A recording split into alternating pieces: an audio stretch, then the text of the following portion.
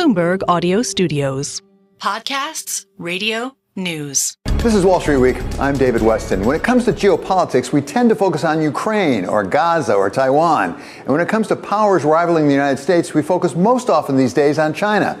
But sometimes overlooked are developments in West Africa, where increasingly the rival is not China, but Russia, with potential economic as well as security implications for the United States.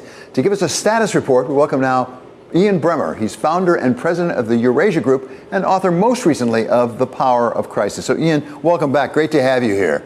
Hey, David. As I said, we tend not to focus on places like Niger and Chad and Burkina Faso and things, but there's a lot of developments going on right now there that are not particularly good for the U.S. or even U.S. investors. Yeah, well, I mean, there are almost no journalists on the ground, but that doesn't mean it doesn't matter. And this part of the world does matter. It matters in particular because there are a lot of resources that are very important for industrial processes, especially as we turn to transition energy away from coal and towards, batteries, and they require a lot of what we get out of the ground from these countries. But governance in this part of the world is very poor indeed. Explosion of insurgencies, Islamic radicalism, and very poor local governance with a lot of military coups that have happened in these countries.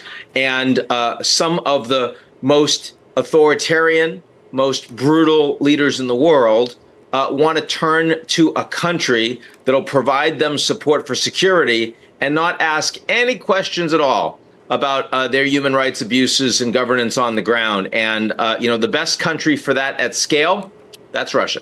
Well, and to speak of that, I mean, it's, I guess, a reconstitution of the Wagner Group, now called Africa Corps, that has moved in. Africa Corps, yeah. They actually reportedly have some troops on the ground that have displaced some U.S. and French forces. That's right. In many of these countries, they have told the Americans, the French, to get out after the military has taken over the leadership of the country.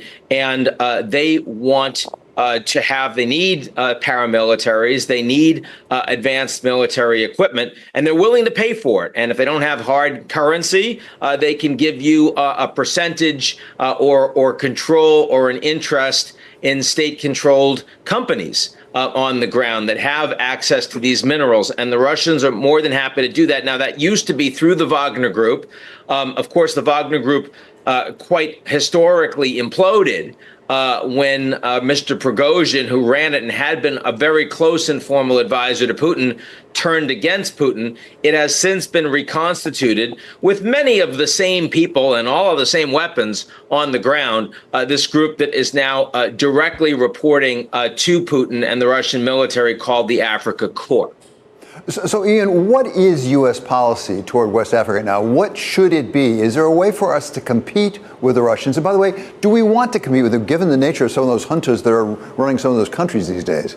Well, I mean, it's like saying what's American policy in, Iran or Bashar Assad's Syria or Kim Jong-un's North Korea. These are not countries the Americans can have functional diplomatic relations with because they're considered rogue states. They're considered illegitimate. They don't have the support of their people to be in charge. So, again, if these countries push the Americans out, I mean, the U.S. historically has had a fair amount of interest in what's called the guerrilla belt. And here I mean like guerrilla, the animals, as opposed to guerrilla, the illicit fighters, through Central Africa. And the U.S. has a lot of troops on the ground, has provided humanitarian aid, and is trying to help provide security. But when you have countries like Chad, like Niger, like Burkina Faso, that are run by military juntas that overthrow their legitimate government, the U.S. policy is containment.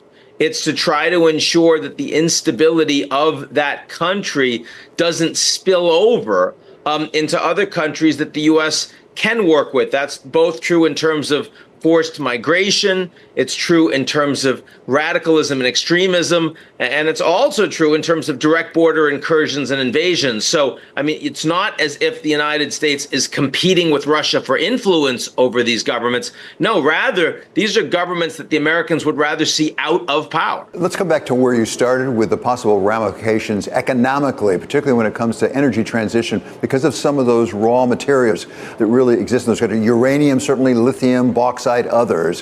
What are the possible ramifications for investors if, in fact, Russia's influence continues to grow in West Africa?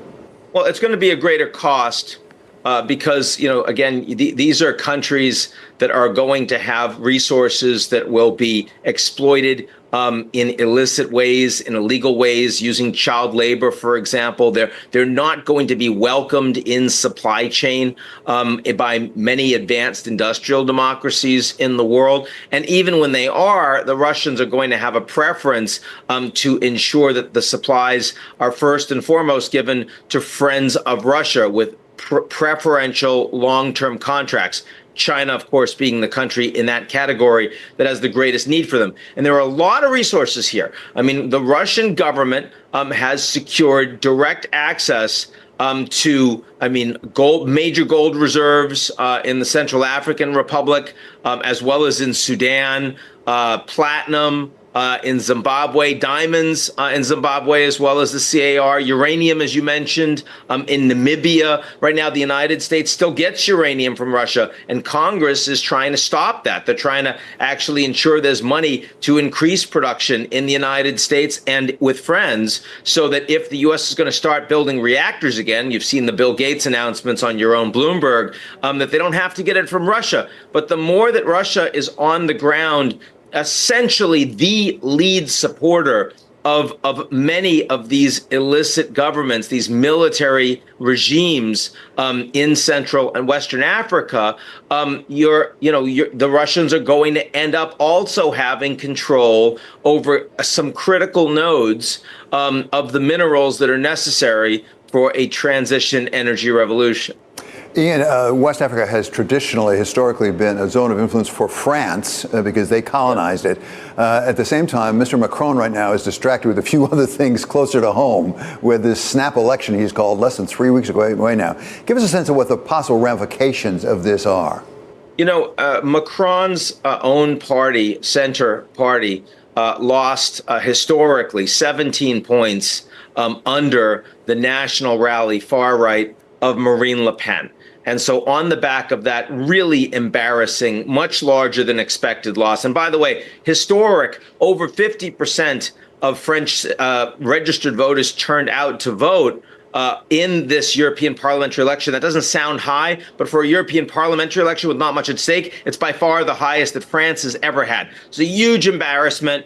It felt like he was going to get censored by the government over the course, by the parliament over the course of the fall. It meant that his budget wasn't going to get through. He wasn't going to be able to continue to be fiscally responsible. So he decided to call a snap election, which in France means 3 weeks of campaigning, and then they go and vote. And the idea for Macron being, if he wins, because you'll have 70% turnout for a parliamentary election as opposed to 50 for the European parliamentary elections, that suddenly his party will do better. He'll be able to scare people away from voting for the far left or the far right. But the left-wing parties have all come together, and they are working to not run candidates against each other in parliament. So that's a big problem for the center. And the average French citizen doesn't believe that Le Pen and her party is a threat to democracy. Only 40% say that they are, compared to 80%, David, 20 years ago. So look, anything can happen, but right now, and we're only a week and a half away, these elections look very bad for Macron, very dangerous. And if Le Pen and the National Rally are able to capture government and her party takes the premiership, well, then, anything in the European Union that requires agreement of all the parliaments, she will be opposed to. So France will no longer be one of the strongest supporters of, for example, more aid for Ukraine or greater defense spending for Europe or more fiscal accountability or more coordination on industrial policy. No, instead, one of the largest and founding members